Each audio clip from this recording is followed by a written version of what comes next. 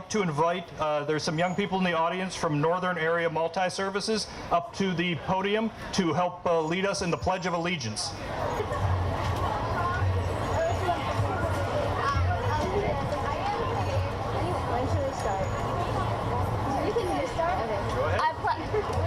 I pledge allegiance to the flag of the United States of America and to the republic for which it stands, one nation under God, indivisible, with liberty and justice for all. How about a round of applause for... Next, I think it is time for us now, at least to warm up.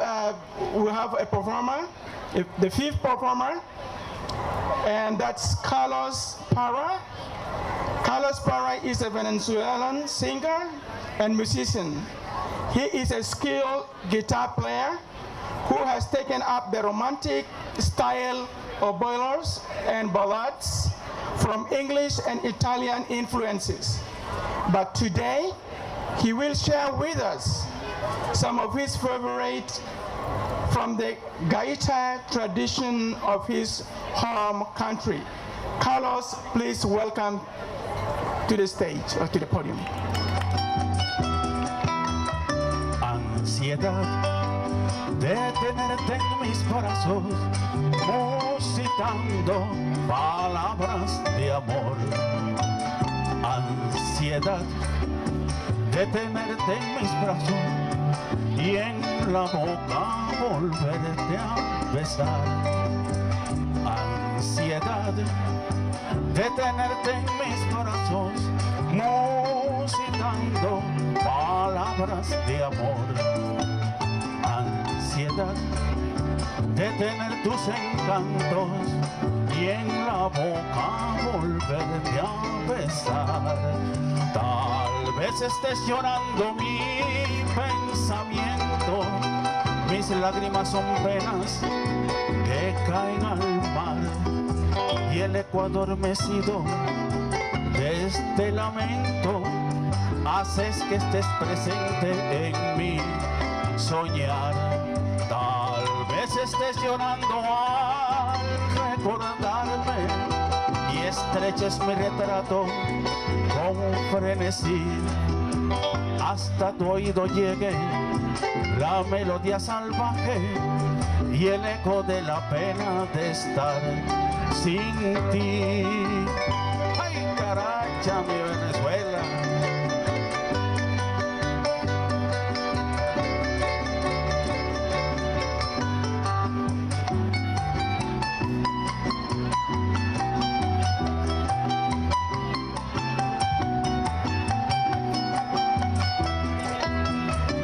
Ansiedad de tenerte en mis brazos, musitando palabras de amor. Ansiedad de tener tus encantos y en la boca volverte a besar. Ansiedad de tenerte en mis brazos, musitando palabras de amor. Ansiedad de tener tus encantos y en la boca volverte a besar. Tal vez estés llorando mi pensamiento, mis lágrimas son perlas que caen al mar y el eco adormecido de este lamento hace que estés presente en mi soñar. Tal vez estés llorando al recordarme y estreches mi retrato con frenesí y hasta tu oído llegue la melodía salvaje y el eco de la pena de estar sin mí. Thank you. Así es, arriba Venezuela. I know it is hot. Please feel free to stop by the Red Cross truck and grab you a bottle of water to drink. And if you have questions or concerns, please feel free to stop by and ask our volunteers. They will be more than ready to answer any question you have. All right, please, a little bit of announcement again from Carlos. Good afternoon. My name is Carlos Torres, and I am with the Pittsburgh Commission on Human Relations, and I want to invite everyone to our June 30th public hearing with the topic of religious and ethnic intimidation policies and their impact. We are going to have opportunities for public comment. The first opportunity will be at 9:15 in the morning, the second opportunity at 4:30 in the afternoon. If anyone has questions, please call our office 412-255-2600 for more information. Thank you.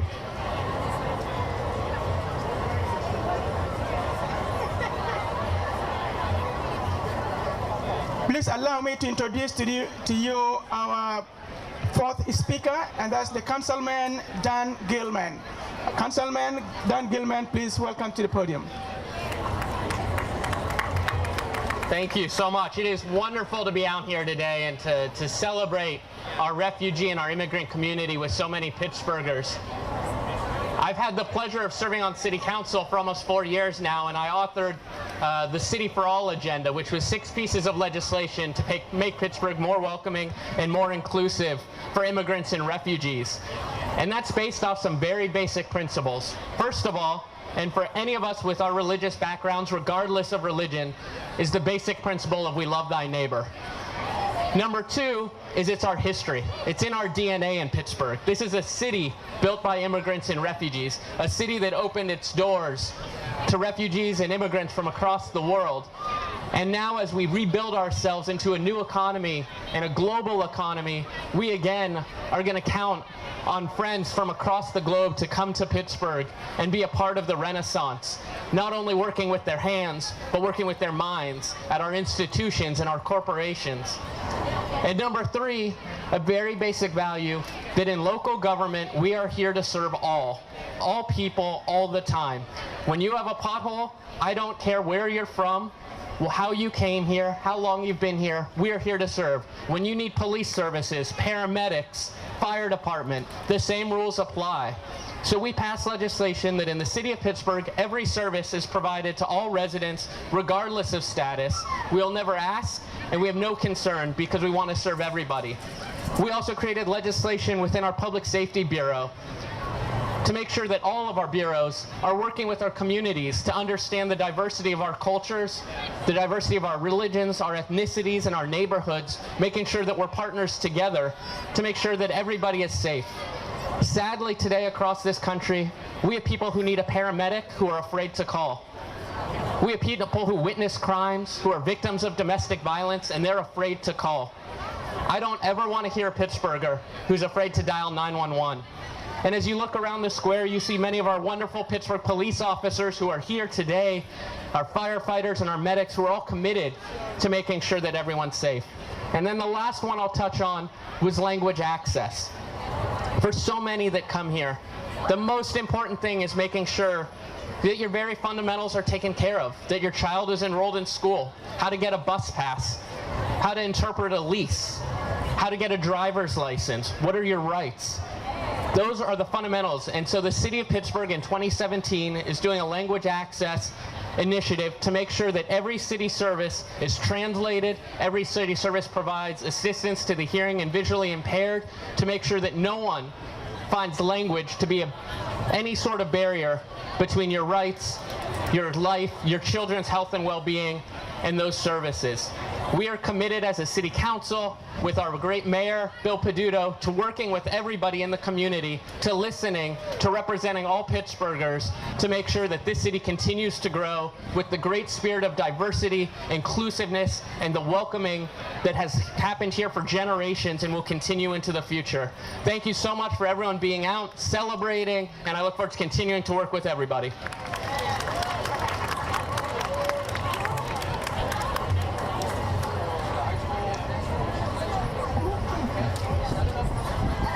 Let me introduce to you again the fifth speaker, Aya Atal. Aya Atal and her family arrived in the United States in 2016 as refugees from Syria. She lives with her mother, father, and 2 brothers. AYA provides childcare for Assyrian women, refugee, and immigrant support groups. She just graduated from the Brochure High School. We are so proud to say that AYA has been accepted to Carlow University, where she will be studying pre-med in the fall. Please join me in welcoming AYA. Good afternoon. First, I want to define the word refugee, which is the person who has been forced to leave their country in order to escape war, persecution, or natural disaster.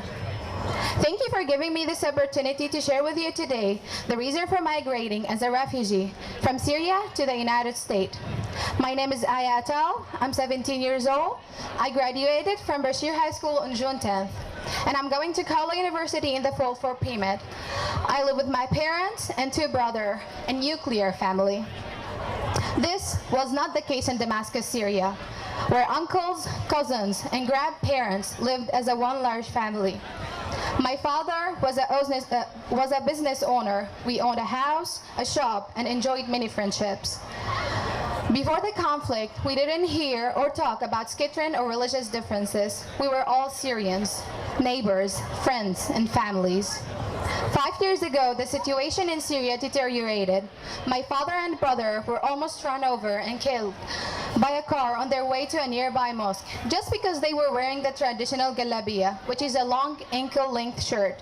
My brother, who was 18 years old and not enlisted in the army, was stopped and almost booked at the several army checkpoints. Enlisting in the army is mandatory for every Syrian male above the age of 18, unless they are enrolled full-time in college.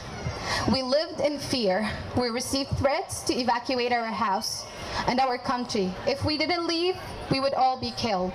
It wasn't easy to leave home.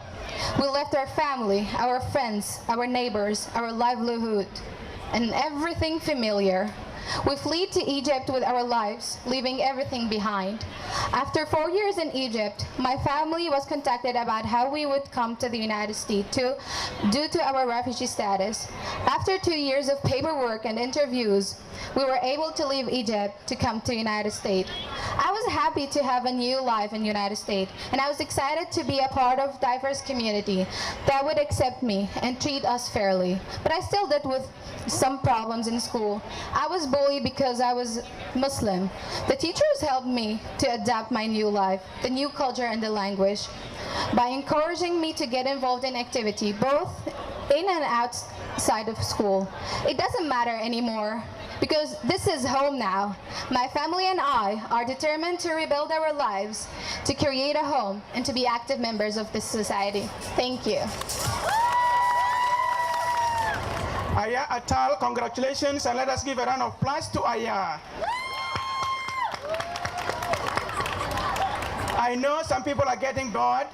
We have a performance, the sixth performer that's coming to the stage. I'm quite sure you're going to be happy with that. Shim High School Dance Group.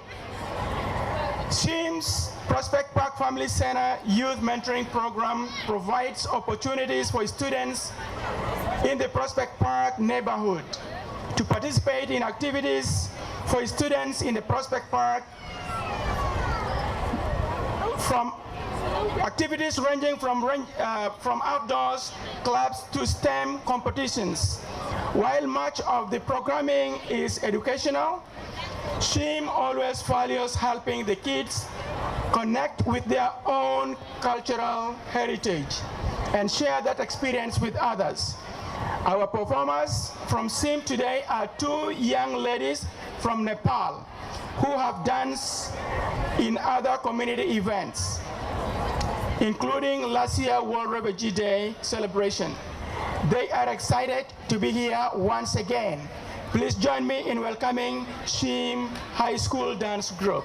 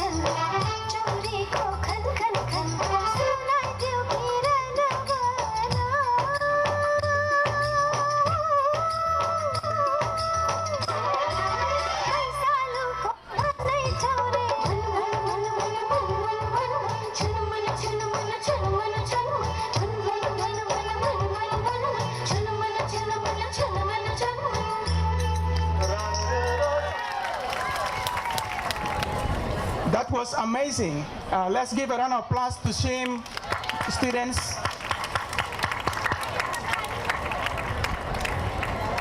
Our next speaker is going to be a community leader from the Somali Bantu Association, and that is Awais Malia. Awais, please welcome to the podium.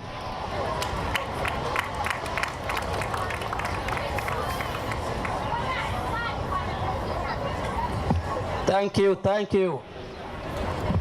My name is Awais Malia, and I'm from Somalia. And I came here to the United States in 2004. And the World Refugee Day has been an event that we celebrated in the refugee camp for a long time. But we have never seen any other citizen like this join us while we celebrate it. And that means only refugees were celebrating World Refugee Day, but today I'm so happy that I see a lot of people from Pittsburgh.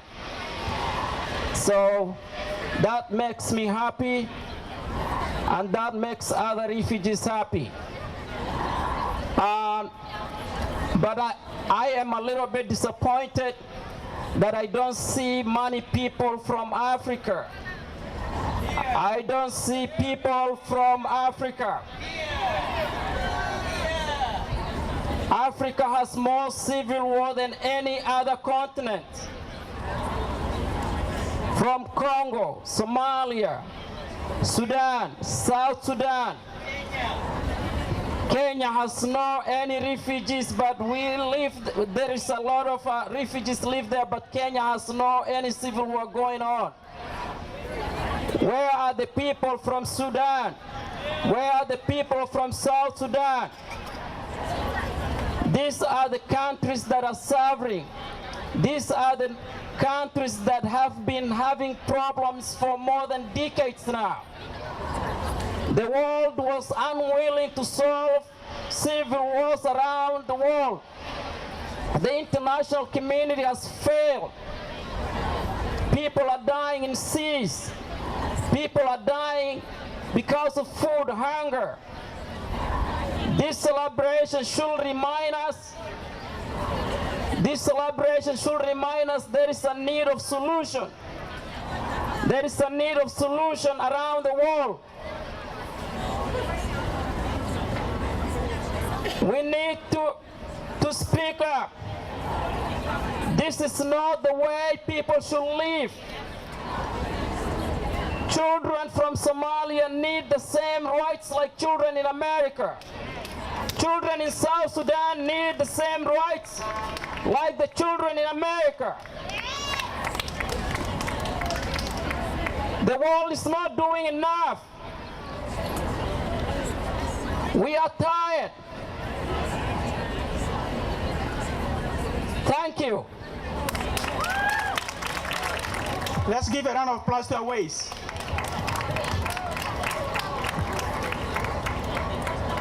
We're going to have a little bit of a break, but a break with more performers. And I would like to introduce to you the Bhutanese Community Association of Pittsburgh, dancers Chapara and Corona. Please welcome.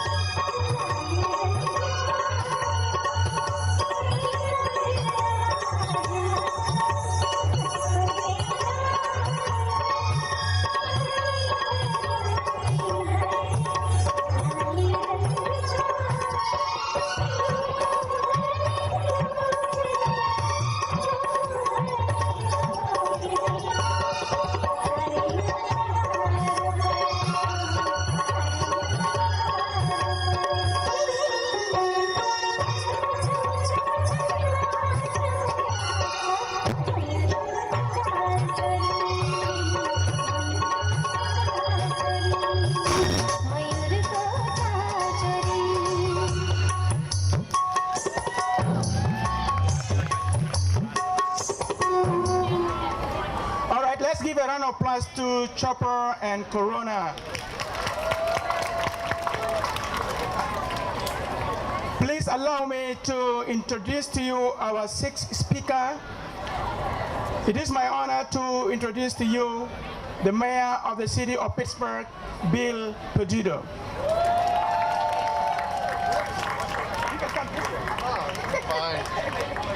Hey everybody, it's great to be here, and as I look out, it's great to see Pittsburgh. You know, there's a lot of discussion going on around this country and around this world when it comes to refugees. But in Pittsburgh, we understand something, and that is this is a city that is a blue-collar city. It's a city that is a tough city, but it's a city with a heart. And when we hear others being disparaging of our neighbors, we're reminded of the words of Dr. Martin Luther King. Darkness cannot drive out darkness. Only light can do that. Hate cannot drive out hate. Only love can do that.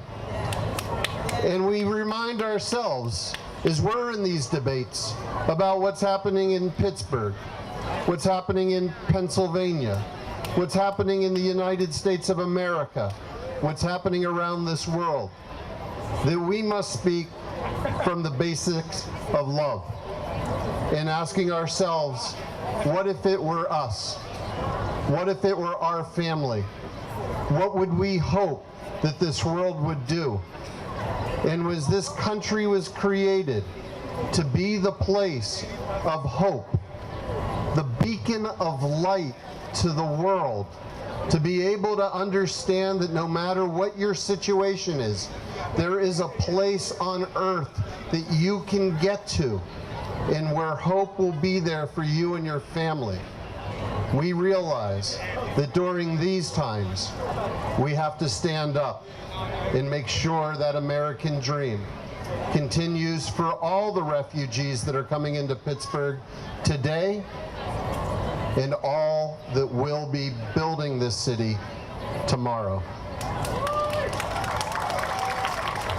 Please, let's give a round of applause to our mayor, who have relentlessly always supported immigrants and refugees in the city of Pittsburgh.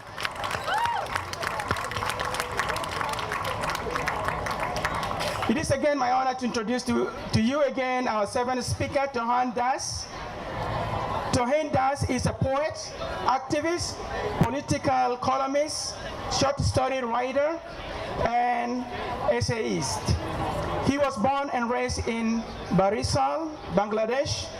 He is the author of 7 poetry books in his native language, Bengali.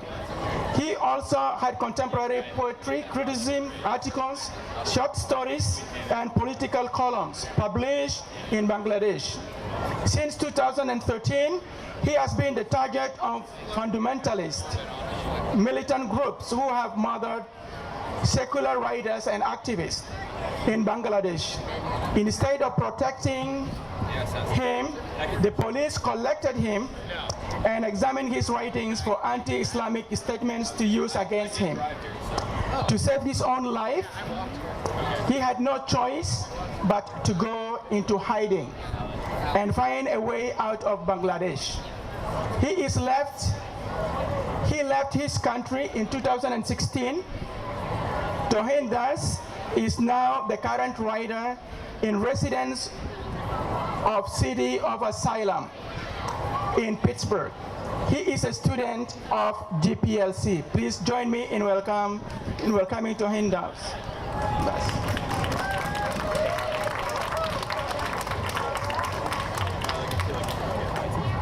Hello everyone.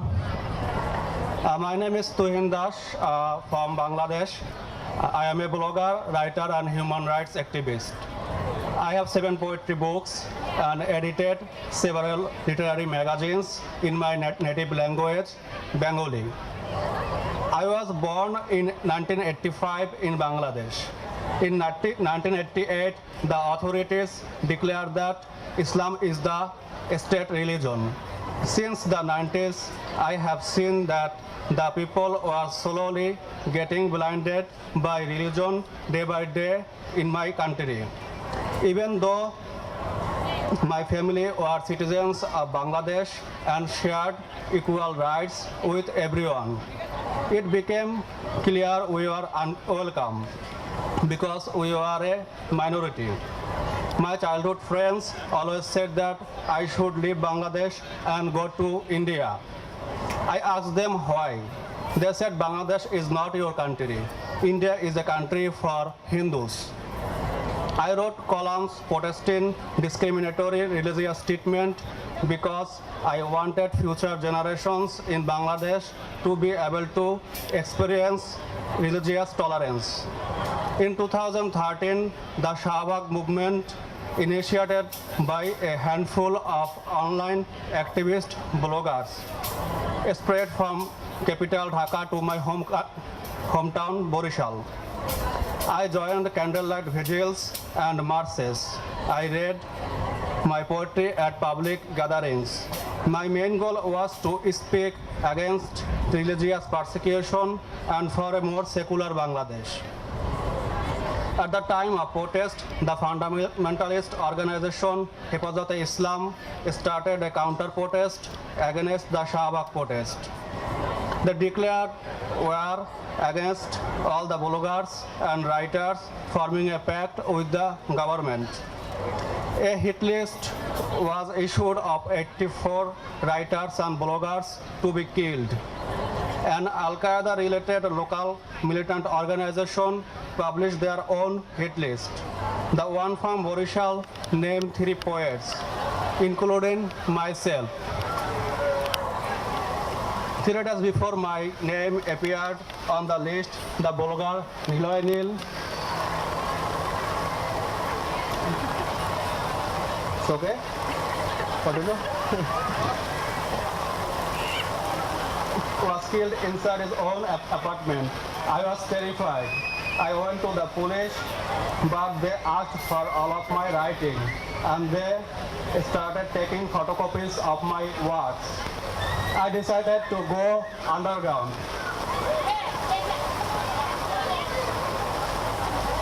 Okay? At first, I went to my closest relatives in the village, and they were very scared. The story was being broadcast on television and in the newspaper. So they feared they might have to bear the brunt of the whole thing. I only spent one night with them, and then I went to Chittagong, the largest city of Bangladesh. I began to receive phone calls from unknown numbers asking where I am, and some people started following me, so I left Chittagong. I kept moving through 4 different cities.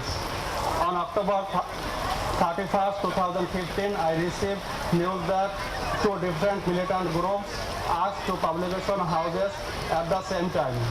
One publisher was killed and 3 other writers were injured. When they were attacked, the publisher's pictures and their views were broadcast in the media. Some old video footage of me speaking on behalf of myself and other writers saying our lives are in danger was included in the broadcast. Anyone could identify me. I could not go out, not even for food. Some fellow writers and friends helped me with money and shelter, helped me get alone. After that, Carnegie Mellon University invited me to Pittsburgh as a visiting scholar. Some close, trustworthy friends accompanied me to the consulate. Before I left, I could only see my father and one other writer colleague. Since April 2016, I have been living in Pittsburgh at City of Asylum. Located on the north side in Pittsburgh, City of Asylum serves as a temporary safe house for writers in exile from countries across the world. Thanks to Greater Pittsburgh Literacy Council, who has helped me to learn American culture and improve my English skills. I think language is the most important tool for communication with people and connecting with society. This is my story. I lost family, friends, countrymen, language, and own culture. Right now, I have nothing to lose. After coming to Pittsburgh, I saw the three rivers. I go to the rivers for solace. A river has a mission to go and make it to the sea. That gives me a message. I want to live a free life. I want to speak truth for our society, community, and for a better world. I hope people can live their lives without any kind of discrimination.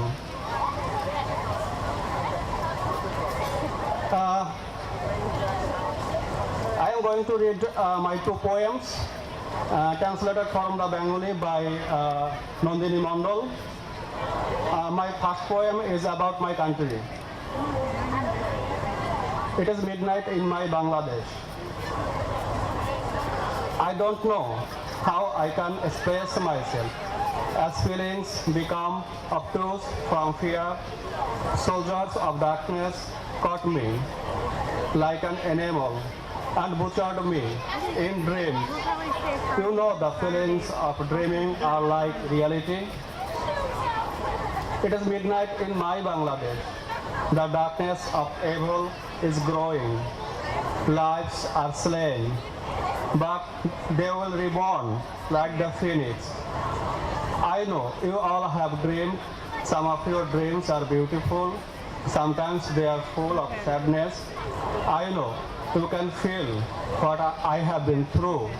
Do you know it is midnight in my Bangladesh? I have been writing about my life in Pittsburgh. Right now, I am working on a collection of poems based on my experience living in Northside. This poem called Exile Poem. Exile Poem.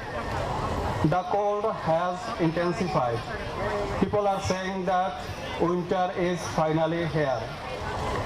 I pull the cap down on my forehead. Cheekbones tighten. I look straight, far ahead. Still cold, full of confidence. Solitude is perfect for my writing. My neighbor, who all year long burst fireworks, where has he gone? At 2 in the morning, fireworks went off below my window. Startled and alarmed, I wake up, but I am looking for him now. Where has he gone? Human life is like fireworks. So that's all I have. Thank you all. Thank you so much, Pittsburgh.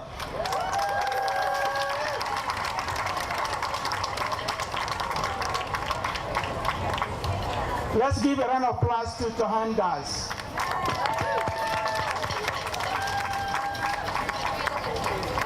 Again, we'd like to remember all the resettlement agencies who have put this together with their staff. The Jewish Family and Children's Services of Pittsburgh, Northern Area Multi-Service Center, and Acculturation for Justice, Access, and Peace Outreach. Again, thank you for putting this together.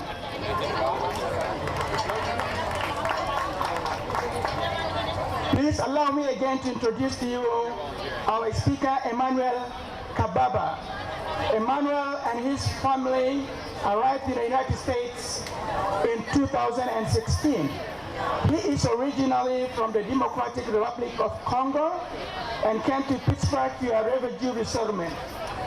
Emmanuel now works and attends classes at Greater Pittsburgh Literacy Council.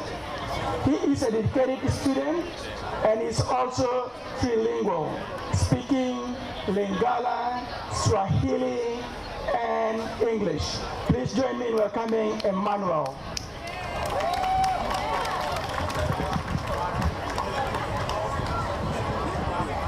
Hello everyone. My name is Emmanuel Kababa. When I was 3.5 years old, my family and I fled from the Democratic Republic of Congo to Uganda during a war where they lost friends, family members, and their properties.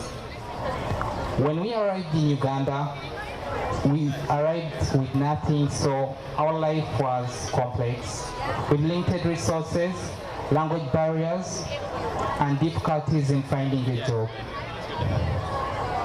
My parents' priorities were to look after me and my siblings, since we were all they had left.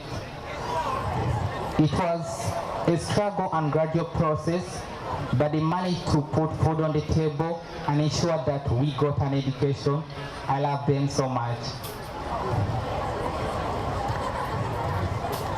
After several years of waiting in Uganda, we were finally approved by the resettlement agency in Uganda to be resettled to the United States. And on 14th July 2016, we stepped on USS soils and were welcomed by Ajapo. In the United States, we hope to achieve better education, employment opportunities, and peace. Thanks to several organizations like the Greater Pittsburgh Literacy Council, I was able to see my high school equivalence and pass, and it also helped me to apply for scholarships like the Terry Gold Foundation Scholarship, which I also got. So if you need any information about that, Miss Andrea is over there. Just meet her. She'll help you out. With this aid, I plan to accomplish my dream of becoming a mechanical engineer, and come this fall, I start at CCAC. I'm happy to be in the United States, progress in achieving my goals, make new friends, and be part of this great community. That was my story. Thank you. Thank you. Thank you. All right, let's give a round of applause to Emmanuel, please. Again, we'd like to thank the resettlement agency's partners, Greater Pittsburgh Literacy Council, Kazakhstan Hussein, Interfaith Movement of South Hills, Bhutanese Community Association of Pittsburgh, Campus America. They work together with the resettlement agencies in putting all this together. Thank you. I know some of you are tired now listening to speeches and speeches. Now we are going to have our 9th performer, and I'm quite sure you're going to enjoy this. Please pay attention. Allow me to introduce to Balafon West Africa Dance. Balafon West Africa Dance is guided by the artistic directorship of Kadiatu Conte, a native of the Republic of Guinea. The Balafon West Africa Dance Ensemble brings to the stage an exquisite celebration of classical West Africa song, music and dance, reflecting more than 30 years of experience in the world of African performance arts.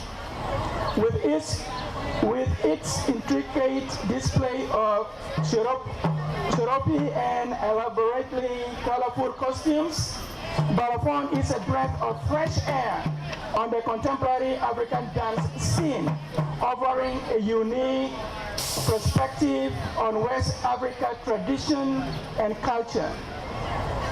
A definite must-see performance. Please join me in welcoming Balafon dancers. So, like we know we're from West Africa, but Africa we all know the drumming. We call this dundu, we call this djembe. We got a big dance company in Pittsburgh. Also my flyers there with my website, because I've been doing this for 55 years. I am from Guinea, West Africa. So sit back there, relax. This is my grandkid. We're gonna have fun for you, okay?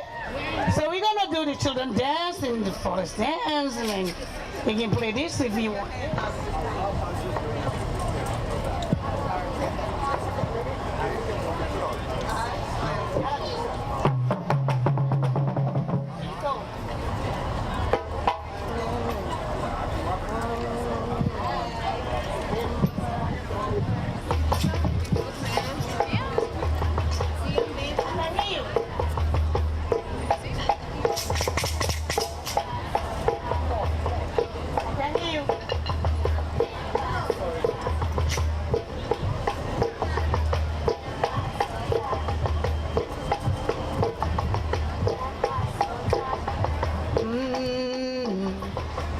Demba Sota. Demba Sota. Bana Feleko, Bana Feleko na. Bana Feleko na yona. Bana Feleko,